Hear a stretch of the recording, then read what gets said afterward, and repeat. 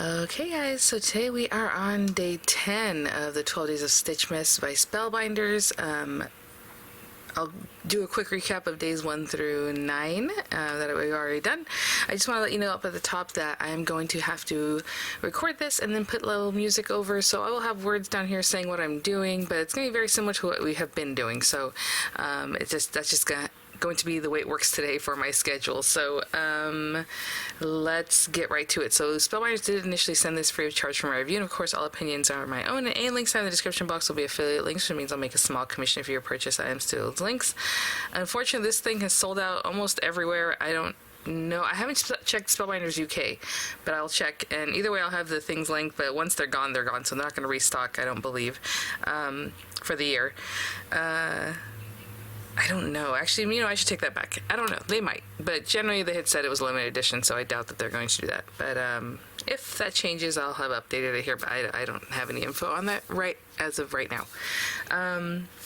So let's check these guys out, and hopefully I don't start getting, like I said, mixed up with how the days. I try to put them in order. So day 1, we got our little tree. Day 2, our little candles. Day 3 and 9, that's why I didn't make a video for you guys yesterday. So 3 and 9, we made this cute box.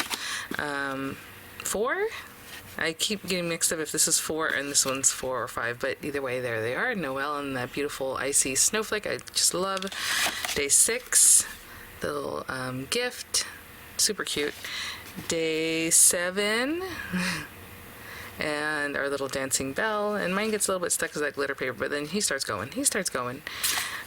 Day 8, like I said, day 9 was the other guy, and I'm so sorry I had released this video and I'm like, oh, I didn't release day 7, so I took the video back and it just was like a mess, and I'm sorry, YouTube does not like that, because when you do release it later, it's like it was already released and they don't even try to let you guys know. So if you haven't seen this one, please check it out. But there's that, and then you already saw 9, so today we're checking out day 10, so let's open this guy up. Oh, it's a little stocking. Oh my goodness, he is so cute. I was thinking about doing felt for this one. I don't know that I'm going to do that. Would be really cute though if you did it in felt and just did these pieces and then did stitching that you want, or no stitching. You can just cut this out of red felt, white felt, and you have your little guy. But this is the inlay that gives you the stitchability. And it's just a little foot and the little toe that gets stitched there. And then if you want on the cuff, you have stitching that just goes up and down.